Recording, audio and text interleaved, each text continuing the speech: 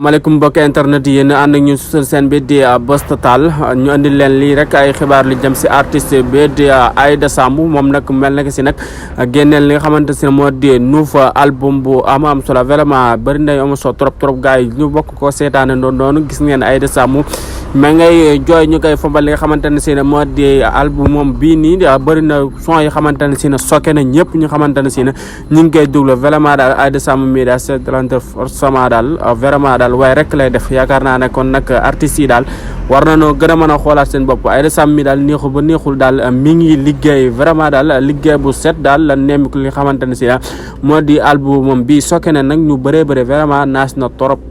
li nga xamante ne si na moom la wane si album moom bi daal sokke na ko trop tax na ma ngay jooy rangooñ yi méttee vraiment Aida Samb liggéey na si album bi gars yi est-ce que enjoy ngeen li nga xamante ne si na moo di album moom bi ak interview bi nga xamante ne si na moom la am ak site internet yi vraiment super gars yi leen ngeen di gën a conseil ki nga xamante ne si na moo di Aida Samb bu leen